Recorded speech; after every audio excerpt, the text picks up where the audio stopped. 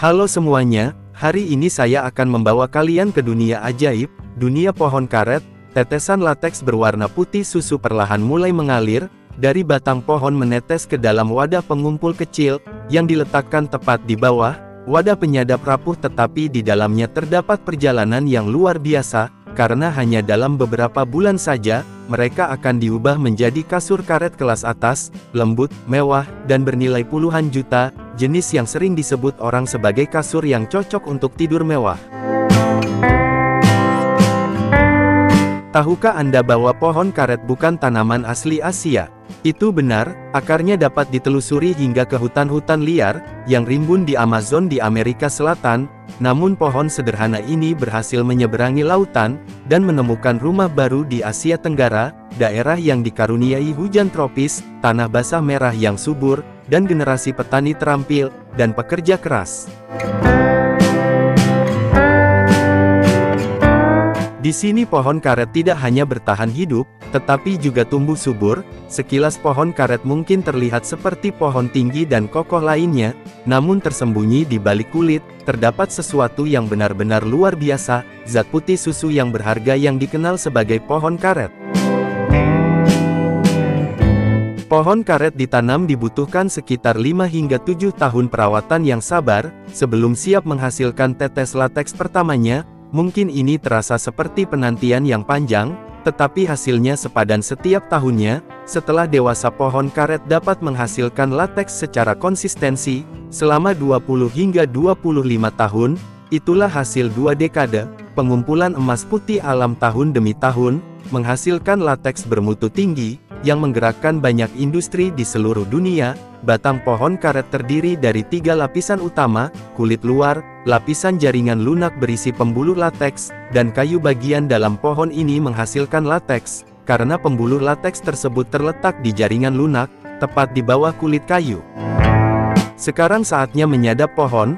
Langkah pertama pengukuran, para pekerja terampil bergerak memeriksa usia, dan ketebalan setiap pohon, tidak terlalu mudah, tidak terlalu kurus, hanya pohon dewasa sekitar umur 5-7 tahun yang memenuhi syarat. Berikutnya penandaannya garis yang tepat, terukir melintasi kulit kayu dengan sudut yang tepat, untuk mengarahkan aliran. Setelah mengukur dan menandai dengan cermat, lokasi jalur penyadapan pada batang pohon karet, para penyadap memulai tugas yang paling penting, yakni menyadap lateks dengan pisau cukur yang tajam, dan tangan yang terampil. Mereka melakukan gerakan mengetuk yang lembut namun tepat. Sapuan ketukan dilakukan pada sudut yang tepat, cukup dalam untuk memecahkan cangkang luar tanpa merusak kayu di dalamnya, sehingga membuka tabung lateks dalam lapisan jaringan lunak di bawahnya. Di bagian paling bawah jalur penyadapan, pekerja terampil dengan hati-hati memasang mangkuk kecil, biasanya terbuat dari aluminium atau plastik tahan lama dengan aman ke pohon karet. Ia diikat erat dengan kait atau kawat, supaya tetap pada tempatnya dengan sempurna.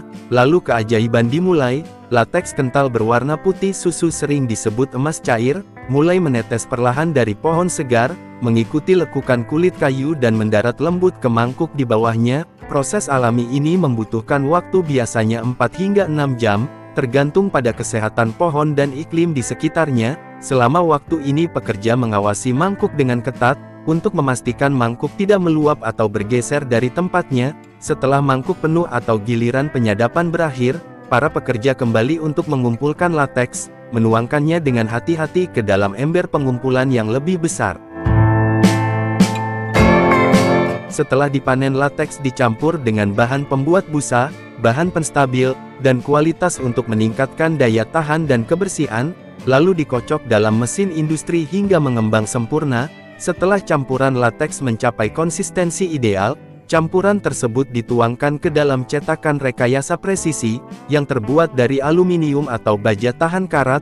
Cetakan ini dibuat khusus agar sesuai dengan bentuk dan dimensi berbagai model bantal dan kasur. Cetakan bantal umumnya berukuran lebih kecil, dan tersedia dalam berbagai desain ergonomis, seperti kontur penyangga leher, atau bentuk tradisional dengan pola permukaan seperti lubang jarum, atau alur yang meningkatkan ventilasi dan kenyamanan. Setiap cetakan bantal dilengkapi dengan tutup untuk mendistribusikan busa lateks secara merata, dan mempertahankan kepadatan yang seragam selama proses vulkanisasi.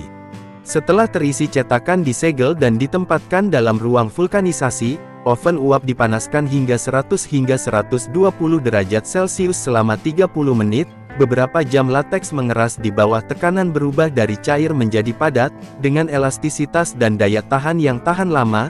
Setelah divulkanisasi, bantal dan kasur yang sudah dibentuk dilepaskan dari cetakan, dan diangkut ke jalur pembersihan otomatis.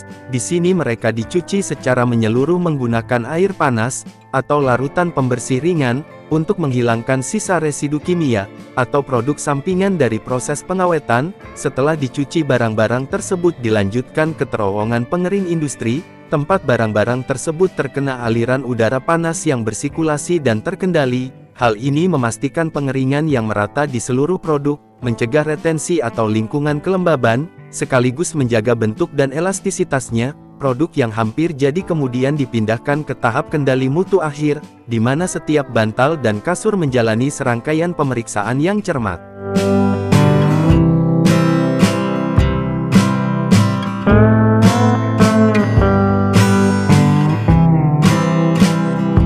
Untuk menghemat ruang selama pengiriman, bantal lateks disegel vakum dalam plastik, dan kasur digulung dan dipadatkan dengan mesin. Hal ini membuatnya lebih mudah untuk dipindahkan dan disimpan tanpa mempengaruhi kualitasnya.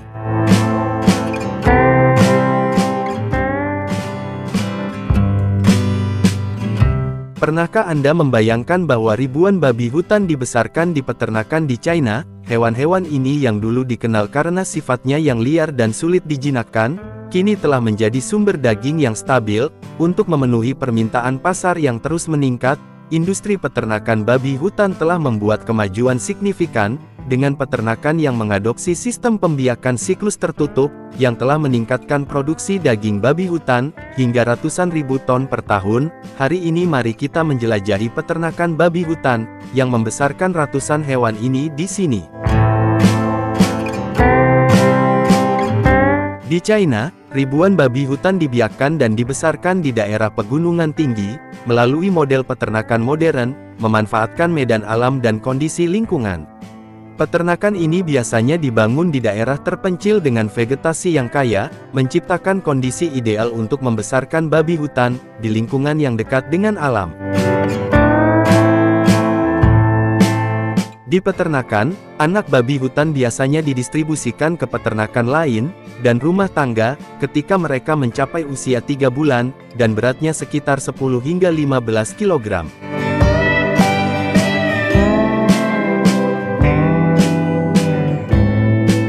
Metode peternakan ini semakin meningkatkan nilai pasar mereka, dengan harga jual yang bervariasi, dari sekitar $11,99 hingga $14,50 per pon.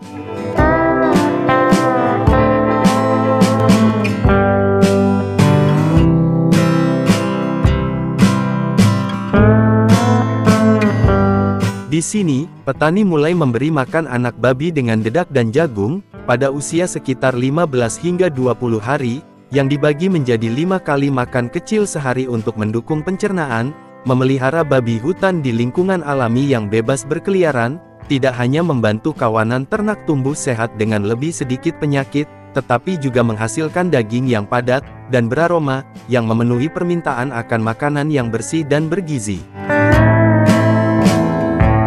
Petani juga memberi makan babi hutan dengan ubi jalar, sumber energi yang bertepung dan mudah dicerna, yang membantu mereka tumbuh dengan cepat, dan tetap sehat tanpa perlu pakan industri.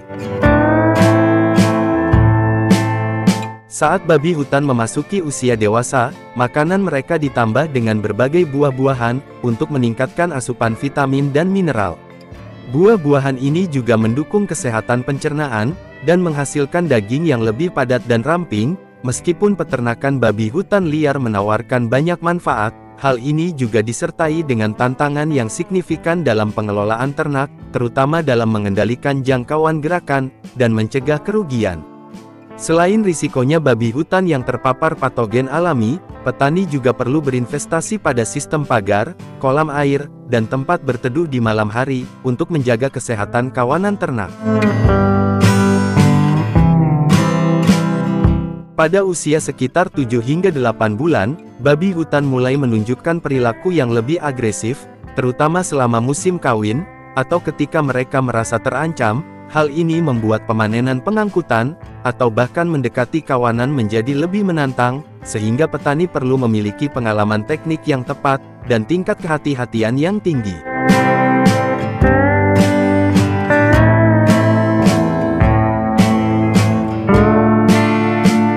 Babi hutan liar yang digembalakan biasanya mencapai berat 40 hingga 80 kg, dengan masa pemeliharaan 10-12 bulan, sebelum siap dipanen. Akibatnya, output tahunan tetap relatif rendah, berkisar beberapa ratus hingga beberapa ribu hewan, tergantung pada skala peternakan.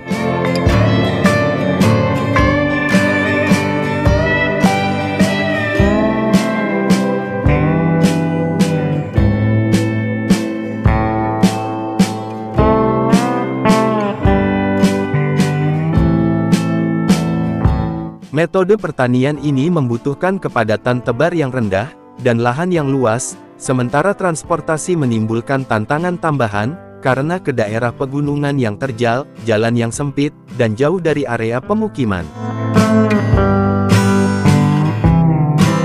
Jika dibandingkan dengan daging babi peternakan konvensional, daging babi hutan seringkali menjadi favorit para koki, dan pengunjung restoran, untuk menciptakan hidangan yang lezat, dan menarik secara visual.